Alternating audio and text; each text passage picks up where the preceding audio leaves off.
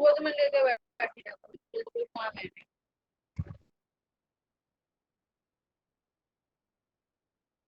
Anti के समय आप सभी से एक रिक्वेस्ट ये है कि माइक्रोफोन ऑफ कर लिया करिए। मैंने अभी माइक्रोफोन्स आपके ऑफ कर दिए।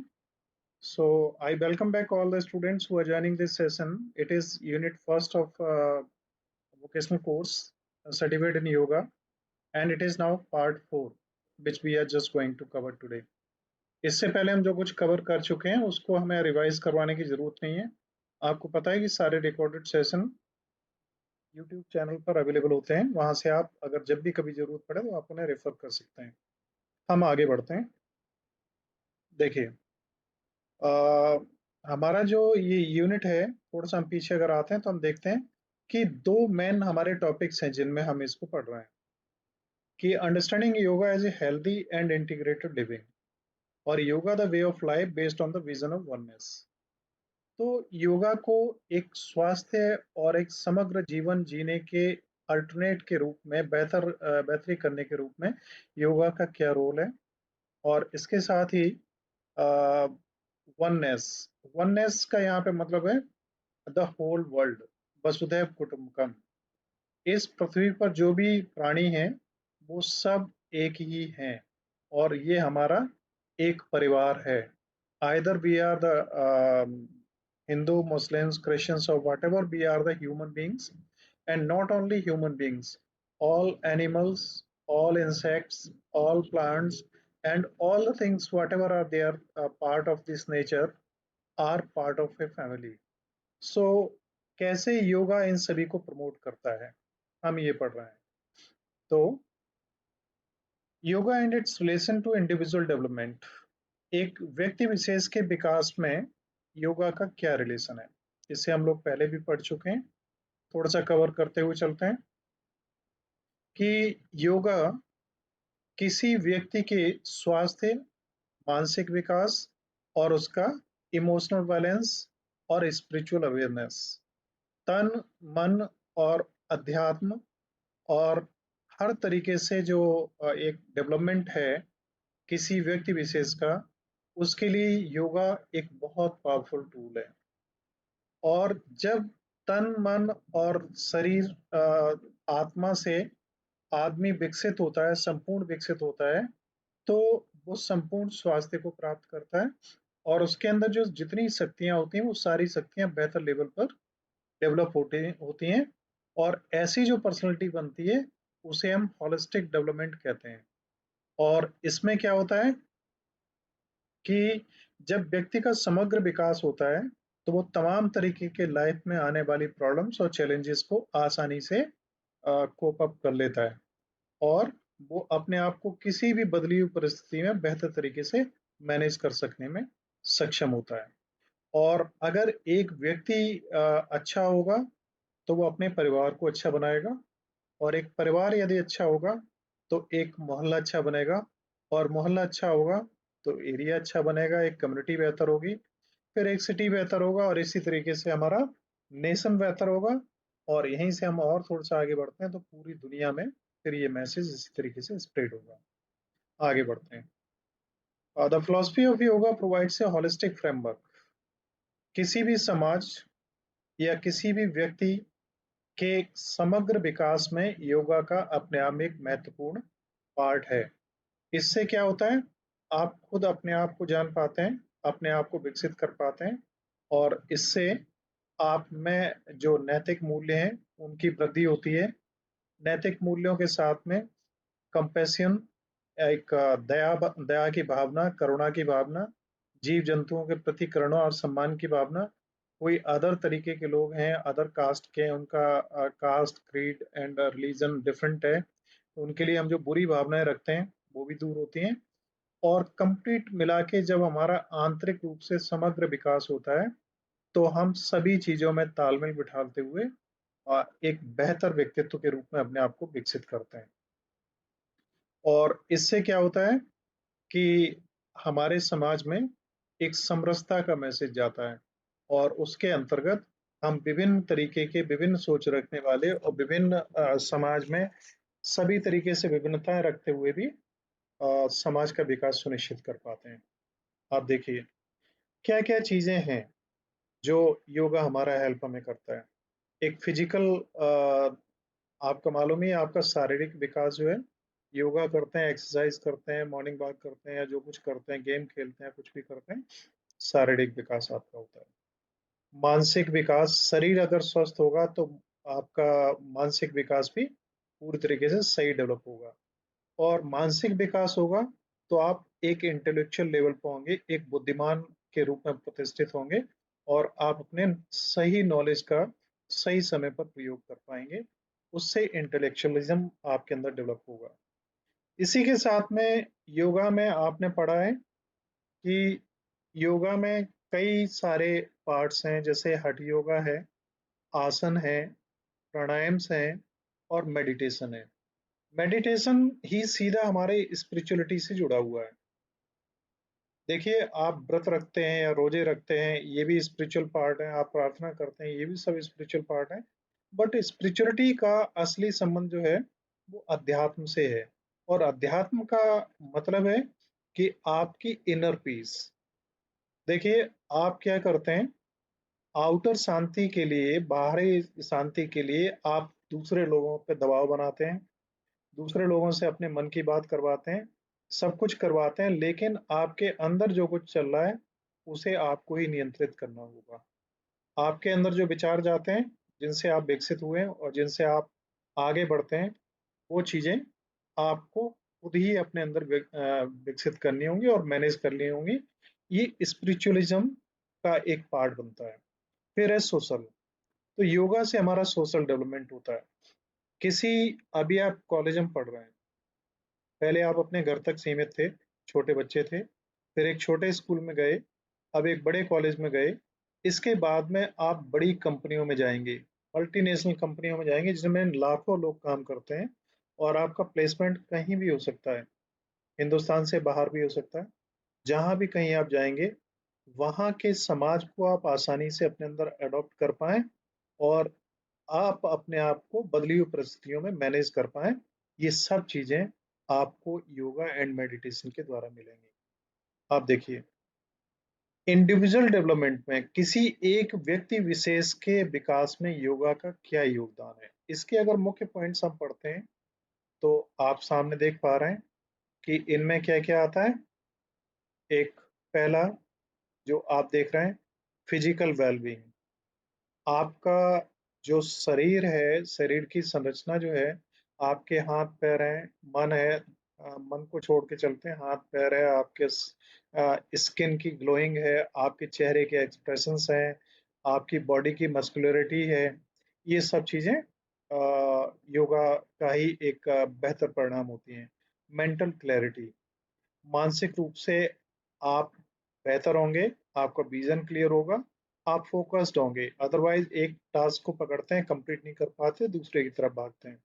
इमोशनल स्टेबिलिटी, आपकी जो भावनाएँ हैं, उनमें स्थायित्व आएगा। ये नहीं कि आज ये अच्छा, कल वो गलत।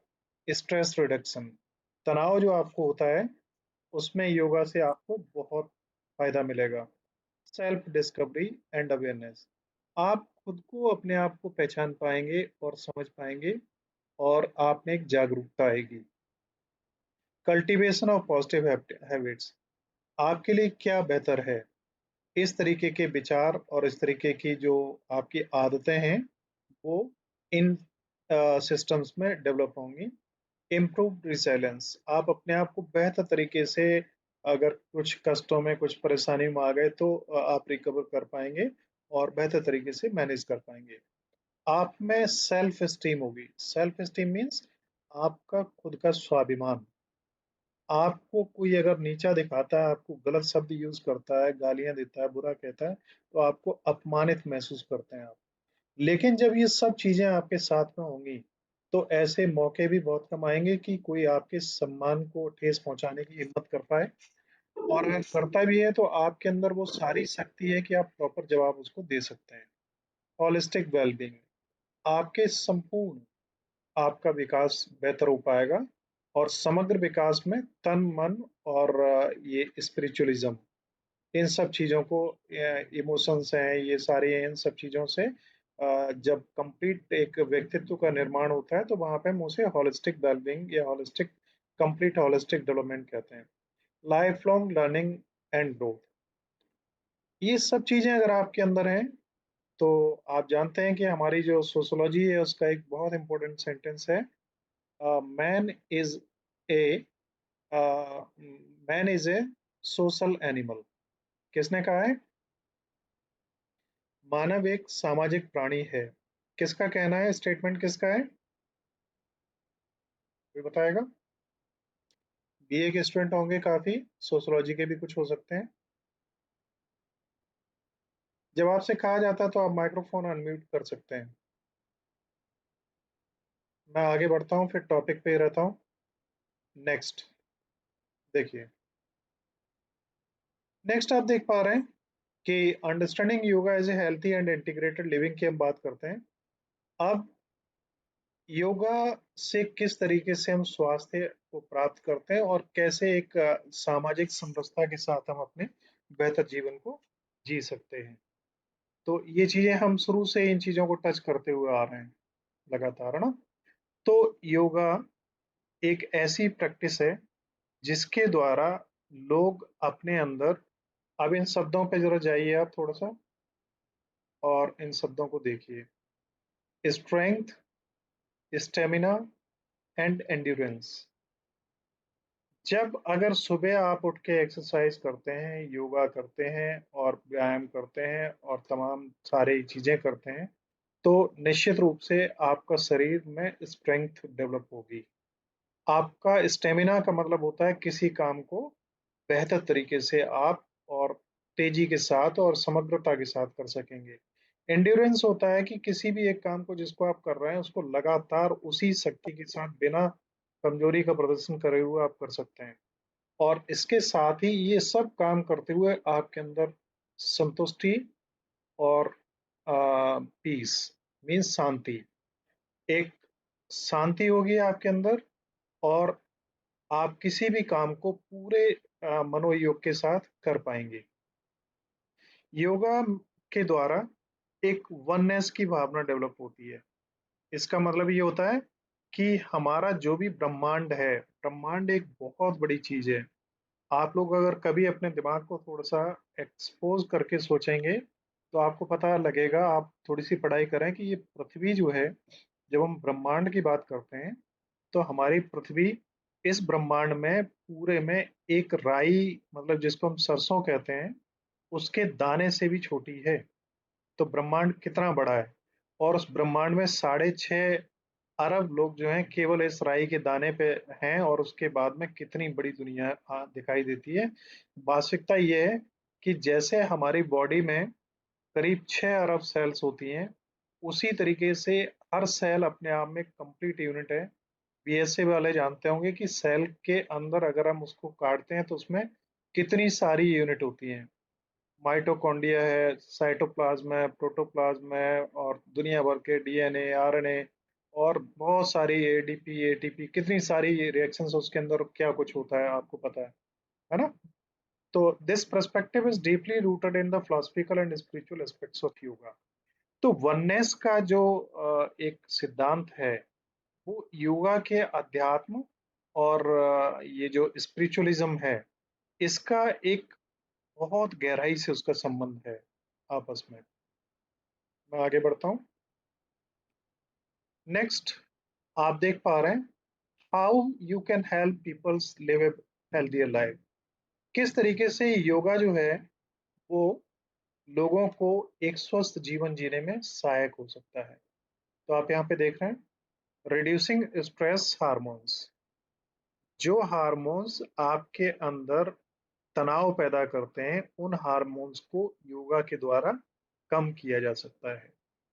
Yoga can help people relax lower blood pressure and improve heart rate and digestion. Yoga से क्या होगा, आपका ब्लड प्रेशर अगर हाई रहता है तो मैनेज होगा, लो रहता है तो मैनेज होगा, आपका हार्ट रेट बेहतर होगा और डाइजेशन बेहतर होगा। अगर ये तीन चीजें बेहतर होंगी तो आपके पूरे शरीर को जो एनर्जी जिससे डेवलप होती है वो हमें क्या क्या चाहिए होता है, ऑक्सीजन प्लस उसके साथ में जो न्यूट्रिएंट्स दो तरीके के होते हैं, माइक्रो और मैक्रो। इसके साथ में हमें फैट, कार्बोहाइड्रेट्स, विटामिन और मिनरल्स, इतनी चीजों की जरूरत होती है। अब ये चीजें जो कुछ हम खाते हैं उनका प्रॉपर पाचन हमारे शरीर में हो पाए, उसके लिए ब्लड रेगुलेशन कंप्लीट जरूरी है, आपका हार्ट रेट बेहतर होना जरूरी है और डाइजेशन ये बेहतर है। तो ये योगा के द्वारा पॉसिबल होगा।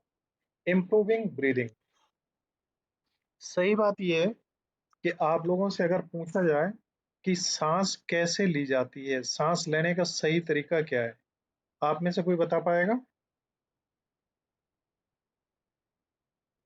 सांस लेने का तरीका सही क्या है? सांस तो अपने आप चल रही है। दो तरीके की एक्टिविटीज हमारे अंदर होती हैं, एक वॉलंटरी, एक इनवॉलंटरी। वॉलंटरी ये है कि हम अपना हाथ उठाना चाहते हैं। इनवॉलंटरी ये है कि हमारा ब्लड अपने आप सर्कुलेट हो रहा है, उसे हम रोक नहीं सकते। सांस आ जा रही है, रोक सकते हैं हम, थोड़ी देर के लिए रोक सकते हैं, लेकिन ज्यादा रोका तो वो पूरी रुक जाएगी, आप जानते हैं, है ना?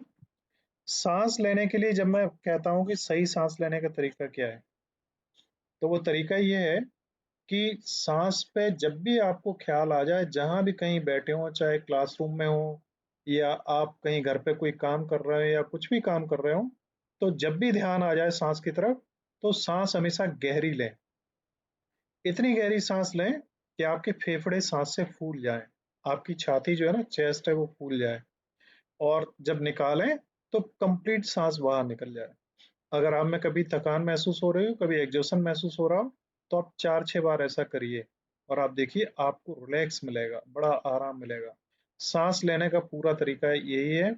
और इसके साथ में आप में से निश्चित रूप से इस राय में स्टूडेंट बटे हुए होंगे कि सांस लेने पे पेट फूलना चाहिए कि छाती फूलनी चाहिए? बताइए दोनों में से क्या सही है? छाती। छाती फूलनी चाहिए। और लोग बताइए। क्या छाती? क्या सभी लोग छाती मानते हैं? Yes sir. पेट फूलने वाला कोई नहीं है?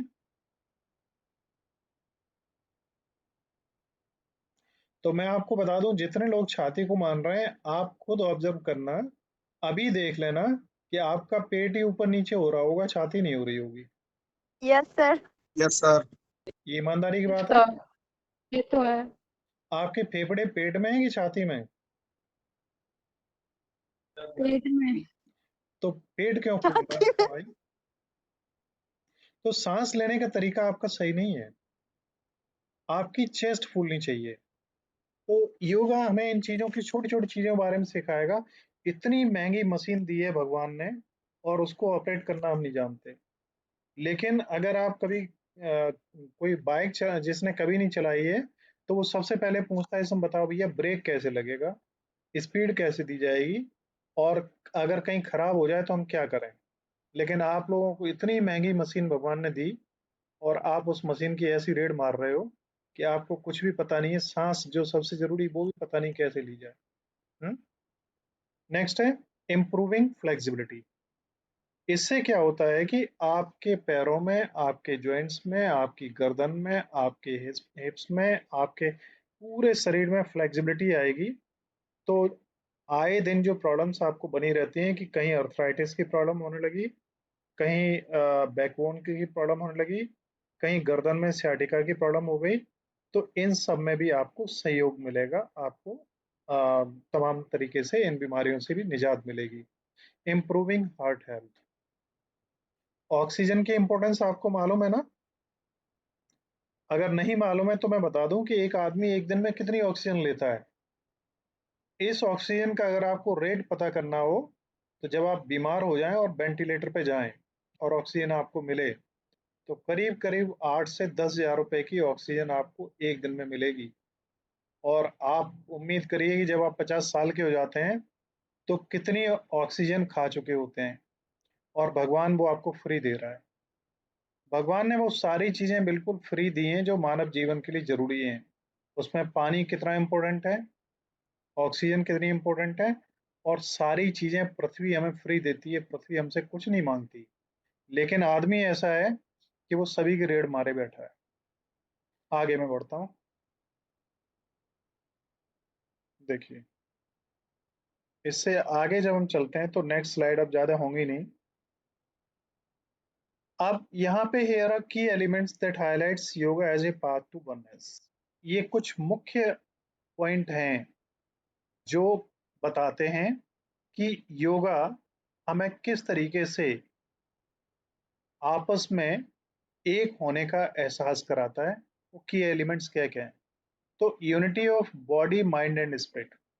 वास्तव में सही बात यह है कि अभी जो आप लोगों की स्थिति है वो ये है कि मन कहीं और है और तन कहीं और है और सोच कहीं और है। योगा में जब आप बैठेंगे, अभी आप जितने लोग मेरे को सुन रहे हैं, ध्यान से आप एक गहरी सांस लीजिए। जितनी देर आप रोक सकते हैं उतनी देर रोकिए और फिर उसको बाहर निकालिए। मैं 10-15 सेकंड के लिए रुक रहा हूँ। आप सांस लीजिए अच्छी तरीके से, गहराई से, और रोकिए उस पर। ध्यान रखिए कि सांस जा रही है, नाकों से टच होती हुई जा रही है, अंदर जो आपका ट्रैकिया वगैरह है उससे जाते हुए फेफड़ों तक जा रही है, अंदर रुक रही है, फिर बाहर निकल रही है। एक बार गहराई से अच्छी तरीके से सांस लीजिए। और जो लोग ले चुके हों वो कमेंट बॉक्स में ओके लिखें या यस लिखें या वन लिखें।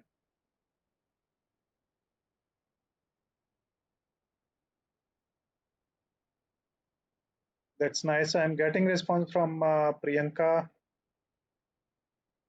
Akanksha, Saloni, Priyanka, Kusi, Gunjan, Leena and all the students जिनकी रिस्पॉन्सेज मेरे को मिल रही हैं। बहुत सभी हैं, काफ़ी सारे स्टूडेंट हैं। मैं सभी के नाम नहीं ले पाऊंगा, टाइम ज़्यादा जाएगा।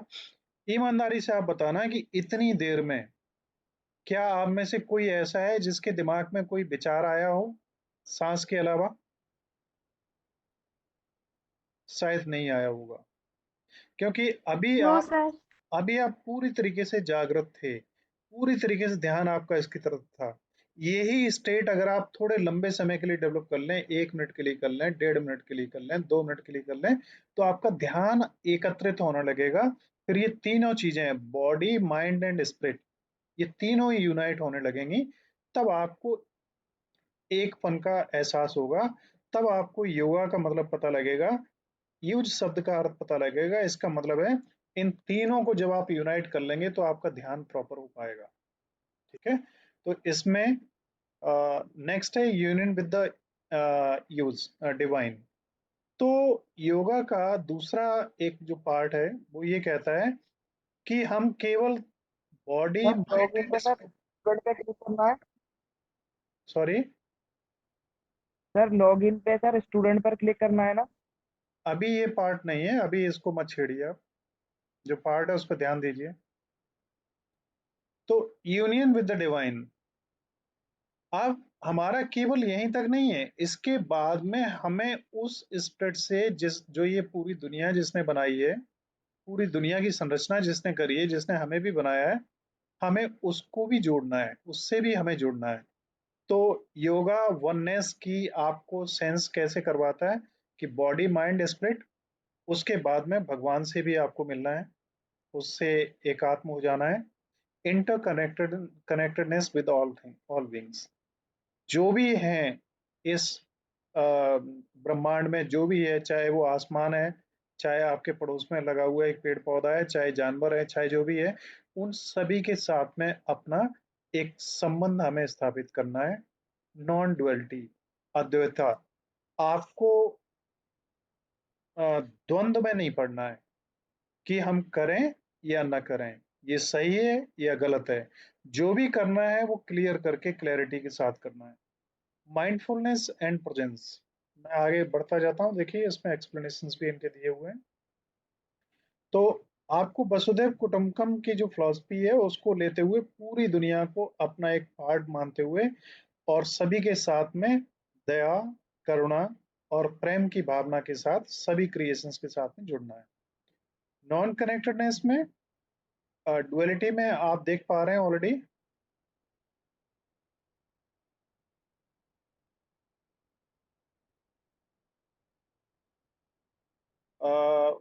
इसमें ये माना जाता है कि जीवात्मा और परमात्मा ये दो पार्ट नहीं है।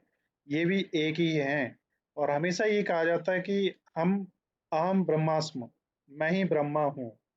तो मेरे अंदर ही भगवान है और मैं उसका एक पार्ट हूँ। नेक्स्ट है माइंडफुलनेस एंड प्रेजेंस। माइंडफुलनेस और प्रेजेंस का मतलब होता है जो भी काम आप कर रहे हैं पूरे सचेतन के साथ कर रहे हैं और पूरी अपनी उपस्थिति के साथ कर रहे हैं। जैसे अभी आपने एक गहरी सांस ली थी, उस समय आप पूरी तरीके से सजग थे और पूरी तरीके से अपने प्रति सजग थे। आप सांस को लेता हुआ, आता हुआ, जाता हुआ देख रहे थे और इस पूरे बीच में फिर जितना टाइम निकल गया इसमें फिर आपने ध्यान नहीं दिया होगा और नहीं देना चाहिए, क्योंकि अब मैं पढ़ा रहा हूं तो आपका ध्यान मेरी तरफ होना चाहिए। ठीक है। नेक्स्ट है living in harmony with nature. हमें प्रकृति के साथ एक तालमेल बना के चलना है। ये बहुत इंपॉर्टेंट होता जा रहा है आजकल। आप देख रहे हैं दुनिया में जहां पे बारिश नहीं होती थी वो दुबई में और संयुक्त अरब अमीरात में शहर के शहर बह रहे हैं, और जहां पे बारिश होती थी वहां पे सूखा पड़ रहा है। जहां पे पहाड़ थे वो खत्म होते जा रहे हैं। तो अब हमारी पूरी दुनिया सचेत हो रही है कि अगर पृथ्वी में ये तालमेल सही नहीं रहा तो हमारे लिए मानव जाति के लिए ही बड़ा दिक्कत होगी। टेम्परेचर जिस तरीके से बढ़ रहा है 45 और 46 47, ये पृथ्वी अपने आप खत्म हो जाएगी। और इसको अगर मेंटेन नहीं रख पाया तो ये हमारे लिए बड़ी प्रॉब्लम होगी। इसीलिए आपके कोर्स में एक इन्वायरमेंट का भी एक है पूरा का पूरा एक यूनिट और चीजें हैं आगे।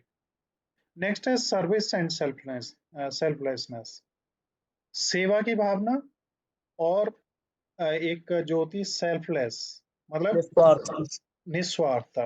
बिल्कुल सही। तो सेवा और निस्वार्थ की भावना भी योगा के द्वारा हमारे अंदर पैदा होती है। जब हम किसी चीज को, जैसे आपको मैं एक एग्जांपल छोटा सा दूंगा। रघुराज एम रघुराज जो थे अभी गवर्नर थे ना उसके, अ, इसके क्या नाम है, बैंक है ना एसबीआई की जो मैन है, रिजर्व बैंक ऑफ इंडिया, उसके जो गवर्नर थे उनके गुरु जिन्होंने यूके में यूएस में उन्हें पढ़ाया था, वो क्या हुआ कि sir first governor sir I think CD Deshmukh थे। फर्स्ट गवर्नर की मैं बात नहीं कर रहा हूँ अभी, कांग्रेस के टाइम में वो गवर्नर थे इसके रिजर्व बैंक ऑफ इंडिया की। तो उनके जो गुरु थे जिन्होंने उन्हें पढ़ाया था, पता लगा कि वो हुए इलेक्शंस इसमें मध्य प्रदेश में। तो मध्य प्रदेश की जनजातीय क्षेत्रों में एक व्यक्ति कोई ऐसा आया कि केवल वो वहां के जंगलों में और वहां के जो उजड़ पहाड़ थे उनमें केवल पेड़ पौधे लगाता था। एक धोती थोड़ी सी पहन के रखा था और बहुत फैले हुए बाल, बड़ा मतलब ग्रामीण जैसा। और एक साइकिल उसी से चलता था। लोगों को कुछ नहीं पता था ये व्यक्ति कौन है, कहाँ का है और कैसे है और यहाँ कहाँ से आया। उसे दुनियादारी से कोई मतलब नहीं था। वो केवल क्या करता था, पेड़ लगाता था और पशु पक्षियों को उनकी सेवा करता था। जब इलेक्शन आया है एमपी में, आप ढूंढेंगे तो ये मिल जाएगा इंस्टेंस आपको इंटरनेट पे। तो कुछ लोगों ने कहा कि ये व्यक्ति बाहरी है, इसके बारे में कुछ पता नहीं, ये कौन है, इसके बारे में पता लगाया जाए। तो क्या हुआ, वहां के अथॉरिटीज ने उसको पकड़ लिया और ये कहा कि तुम कौन हो ये बताओ, तुम कहीं बाहर के आदमी लग रहे हो। तो वो अपनी आइडेंटिटी नहीं बताना चाह रहे थे, लेकिन जब ये प्रेशर पड़ा कि अदरवाइज कार्रवाई होगी, तब उन्होंने जब आइडेंटिटी बताई तो पता लगा कि ये तो भाई इतना बड़ा साइंटिस्ट और प्रोफेसर है। और फिर वो पता लगा कि एम रघुराज जो उस समय गवर्नर थे आरबीआई के, उनके गुरु हैं। वो उनसे मिलने गए तो पता लगा उन्होंने कुछ ऐसे प्रभावित हुए कि उन्होंने दुनियादारी सब छोड़ दी और केवल प्रकृति की सेवा में लग गए। तो जिसको जहाँ जो एहसास हो जाता है वो एक बड़ी बात है। तो वननेस का एहसास होना चाहिए सभी को। हम सभी कुल मिला के एक हैं।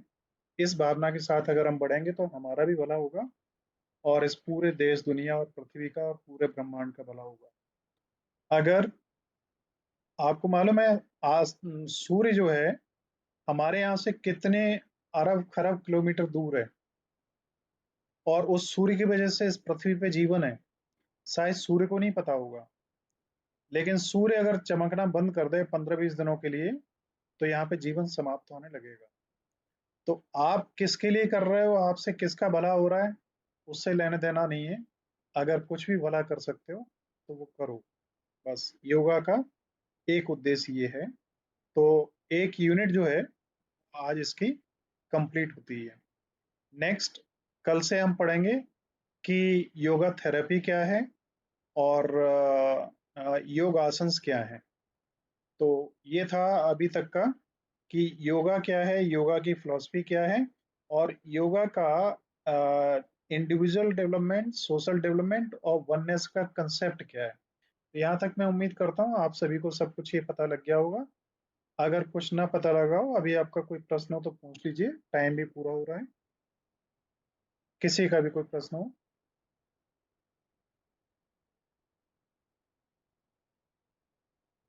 No sir, thank you.